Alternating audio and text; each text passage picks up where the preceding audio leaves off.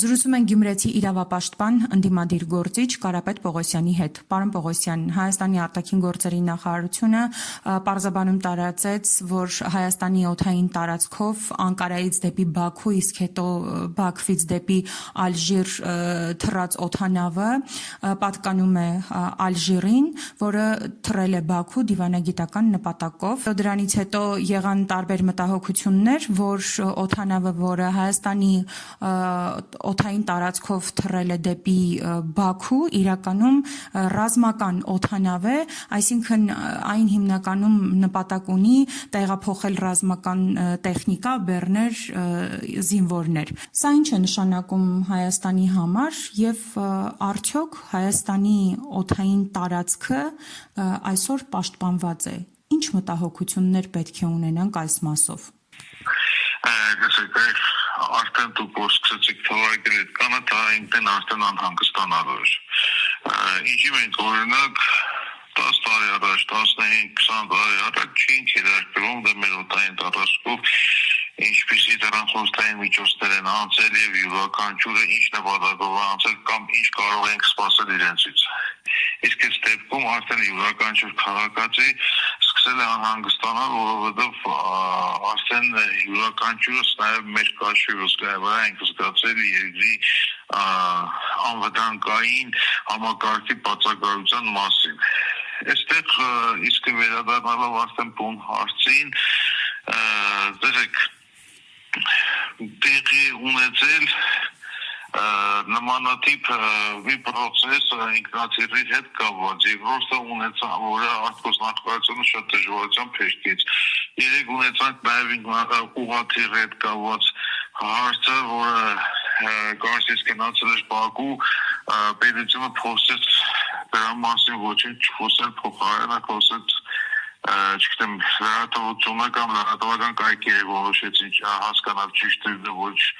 Այսինքն սա խոսում է մի բանի մասին, որ մենք այսօր հստակ ունենք պետության բացակայության կամ պետությունը այսպես անդերության մատնած իշխանություններ։ Այսինքն մենք այսօր որևէ մեկից այլևս չենք կարող մեր անվտանգությունը պահանջել եւ ստիպված յուրաքանչյուրս դարձել ենք մեր համար մասնագետներ եւ փորձում ենք հասկանալ թե որտեղից ինչ վտանգ կարող է մեզ սպառնել։ Նույնիսկ տարիներով ձևավորված համագործակցությունը հայկական եւ ռուսական սահմանապահների այսօր արդեն դա էլ չի աշխատում եւ չի աշխատում առաջի հերթին այդ շղթան կդրվել է հենց հայկական կողմի պատճառով։ Պարոն Պողոսյան, այսինքն ստացվում է, որ Հայաստանի օդային տարածքը ըստ էության պաշտպանված չէ եւ մեր ուժային կառույցներն էլ, ովքեր կարող են պատասխանատու լինեն անվտանգության համար, այս մասով էլի անգործության են մատնված կամ էլ գուցե ինչ-որ պայմանավորվածություն կա։ Դրա հիմնական պատասխանատուն առհասարակ սահմանների հիմնական պատասխանատուն դա առաջնահերթ ազգային անվտանգության ծառայությունն է։ Եվ ինքն է պարտավոր տեղյակ լինել եւ համապատասխան գործողություններ իրականացնել։ Եթե ինքը հայտնաբերում է եւ իր ուժերից վեր է հագազդել, արդեն ինքը պետք է ներգրավվի բանակին։ Իսկ այսօր հացն ինչով է զբաղված, ընդդիմադիրներ, եկեղեցականներ եւ հայ մարդկանց բռնելով, որովհետեւ չկանգնեն Նիկոլ Փաշինյանի երջանիկ ապրելով։ Մենք հենց դա է պատճառը։ Տեսեք, մենք խոսեցինք օդային ճանապարհների ոչ ապահով լինելուց, այստեղ մենք այսօր վստահ չենք, թե Հայաստանը ովքեր են մտնում։ Դուք գիտեք, նախորդ տարիների համեմատ չափազանց շատացել է նաև Հայաստանում սահմանախախտերի թիվը եւ հիմնականում դրանք այնպիսի պետություններից են, ինչպիսին Բանգլադեշը, Պակիստան, չգիտեմ, այսինքն Աֆղանստան երկրներ, որոնց քաղաքացիները կարող են ռեալ վտանգ ներկայացնել Հայաստանի համար։ Պարոն Պողոսյան, չմոռանանք, որ հենց ադրբեջանցիները իրենց անունով գալիս են Հայաստան ու փորձում են իրենց այսպես կոչված պապական տները գտնել։ մարդիկ այստեղ գալիս են իրականում զուտ պրոպագանդա իրականացնելու, այսինքն իրենք ոչինչ բանը չեն ուզում այստեղ գտնել, դա իրենց պետք չի, իրենց կոնկրետ հստակ երևում է, որ ադրբեջանական հատուկ ծառայություններն այդ մարդկանց ուղարկում են այստեղ, որպեսզի իրենք կան եւ հենց Ալիևի այսպես եթերով փոխանցած նարատիվները տեղում այստեղ իրենք կգնան, այսինքն նույն մեսիջները իրենք գալիս են այստեղ մեր հողի վրա կապված ասում են վերջերս ես ինքս այդ մասով բախվեցի մի իրականություն, որի մասին իհարկե խոսեցինք բազմաթիվ անգամներ, այդ նույն Շիրակի Ամասյան ներխուժած ադրբեջանցիները իրենք շատ ավելի ապահով են, քան մենք, երբ որ գնացինք Ամասիա սկսեցին արդեն նույն հաղացանը մեզ հետ ապնդել այն դեպքում, երբ որ ինքը պարզավոր էր մեզ ընդհանրապես ուշադրություն չտալիս, քանի որ մեզանից մեր երկիրը պաշտպանելու խնդիր չկար, բայց ինքը ադրբեջանցիներին շատ ավելի, այսպես ասած, լայն հնարավորություն է տալիս, քան տեղի հայ մարդկանց, հայ ազգի ներկայացուցիչներին։ Պարոն Պողոսյան, նաև չմոռանանք, երևի տեղին է հիշատակել, որ մի քանի տարի առաջ էլ նույն Ալիևը ասում էր, որ Հայաստանի օդային տարածքից օգտվում ենք առանց Հայաստանի թույլտվության։ Սա իսկապես կարող է այդպես լինել եւ ինչ է դա մեր պետության համար նշանակում, երբ թեկուզ տարիներ առաջ թշնամի պետության ղեկավարը նման հայտարարություն է անում։ Ցավոք սրտի կգին է, ցավոք էլի արցանագրենք, բայց Ալիևը 2018 թվականից հետո ինչ ասեց եւ դա արեց։ Սա իսկապես մեր բոլորի խայտարակությունն է։ Եվ այսօր էլ այդ նույն ուղղաթիռի պատմությունը, որը այդպես էլ իշխանությունների կողմից հստակ չեղավ որոշակի արձագանք, դա խոսում է նրա մասին, որ իրենք արհամարած ունեն Հայաստանի իշխանություններին, Հայաստանի ժողովրդին եւ այսօր իրենք Հայաստանին նայում են զուտ միջանցքային տրամաբանությամբ։ Ցավոք սրտի այսօր իրենք իրականացնում են դեռևս 100 տարի առաջ որտեղ գրած մի քաղաքականություն, որը կոչվում էր պանթուրքիզմ եւ որի համար պետք է Հայաստանը հայաթափել, վերացնել հայերից եւ դարձնել զուտ թուրքական տարածք կամ թուրանական միջանցք։ Սա մենք իսկապես ցավով եմ ես արձանագրում, բայց իրականում չենք կարող այդ փաստերը արձանագրել, որովհետև չհարցանագրել կներեք, որովհետև մենք խնդիր ունենք, իսկապես մեծ խնդիր ունենք, որպեսզի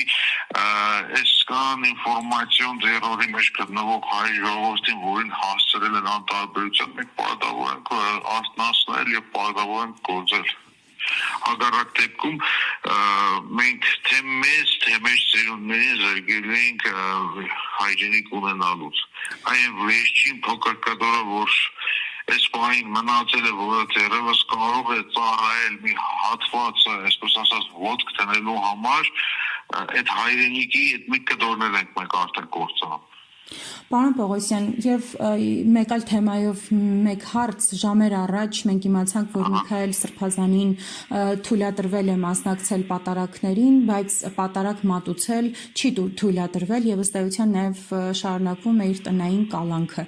Ինչու այս անգամ, այսպես ասած, դատարանը հետ չկանգնեց իր վճռից եւ այլ որոշում չկայացվեց։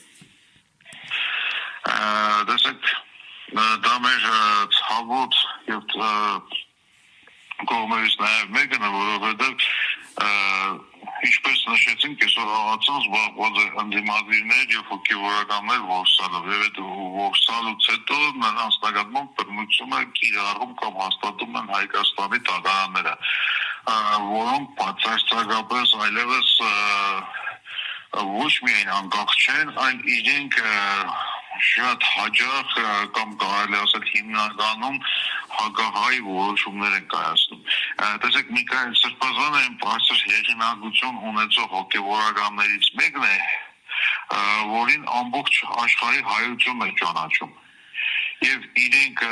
ոչ միայն այդ մարդուն նշած այսպես աբորենի եւ շինծու մեր հադրանքով զրկեցին ազատությունից։ Այսօր իրենք ուղղակի Միքայել Սրբազանի ազատության հետ կապված խաղում են եւ Միքայել Սրբազանի եւ մեր հայ հավատավոր ժողովրդի զգացմունքների հետ։ Եվ տեսեք, այսպես փոքրիկ ինչ-որ զիջումներ են անելու, որովհետեւ մենք դրանով բավարարվենք, բայց իրականում մենք ոչ թե պետք է ուրախանանք, որ Միքայել Սրբազանին Կիրակի օրերը կարող ենք տեսնել, այլ մենք պետք է ուղղակի շարունակենք պայքարը եւ պայքարենք նրա համար, որ ոչ մի դեպքում իրենք այլևս մեր հոգեվորականներին եւ մեր եկեղեցուն չկարողանան վնասել։ Այսինքն չպետք է մենք իրենց հերթական անգամ փոքր մեր դեմ շփոթված կդերից օգտվենք, ուրախանանք, ասենք, այստեղ ունեցանք որոշակի հաղթանակ կամ այստեղ մի քիչ հաջողություն եղավ, չէ, նախ ինչի իրենք պետք է ծերպակալ էին Միքայել Սրբազանին, որ մի բաներ հիմա հանրությանը փորձեն մեծահոգաբար ցույց տալ, որ այդ տեսակ թույլ եք տվել Կիրակի օրերը դուրս գալ գնալ պատարագի, բայց ինքը իրավունք չունի պատարագ վարելու։ Դուք ով եք որ որոշեք այդ մարդը պատարագ վարելու իրավունք ունի թե չունի։ Պարոն Պողոսյան, դա էի ուզում հարցնել,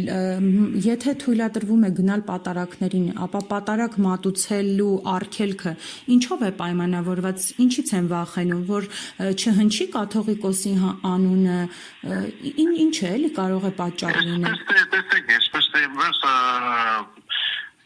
Շիրակի մարզի բոլոր եկեղեցիներում միշտ կաթողիկոսի անունները հնչել, Արցախի հանրապետության մասին էլ աղոթքը Տեր Աստված ուղղվել է։ Սա ընդամենը իշխանությունների հերթական անկապ ցուցադրությունն են, որ իրենք կարող են ներխուժել եւ իրենք կարող են եկեղեցու գործին ներքին գործերին խառնվել։ Այսինքն սա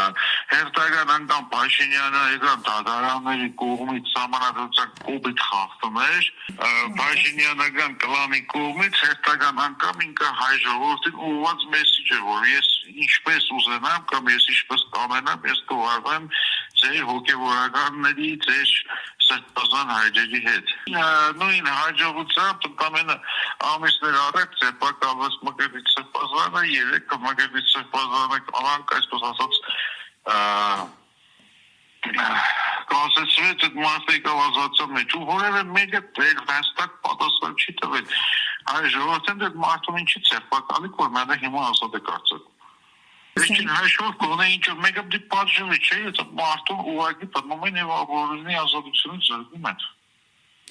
Պարոն Պողոսյան, եւ եթե ամփոփելու լինենք, մենք անդադար երբ խնդիրների մասին ենք խոսում, փորձում ենք նաեւ դրանց հնարավոր լուծման տարբերակների մասին խոսել, ու այդ մասին շատ է խոսվում, բայց ի վերջո մենք կարծես թե քիչ ժամանակ ունենք, որովհետեւ շատ գործուն քայլեր է անում Ադրբեջանը, Թուրքիան, այստեղից էլ Հայաստանի իշխանություններն են իրենց օգնում, ինչ պետք է կարողանանք այս կարճ ժամանակահատվածում անել, որ այս անհաջողությունների շղթան ինչ որ կետից կտրվի։ Առաջին հնարավորության դեպքում առաջին մեղանակային բարենպաստ իրավիճակում փողոց լցվել եւ փողոցով վռնդել այս փողոցայիններին։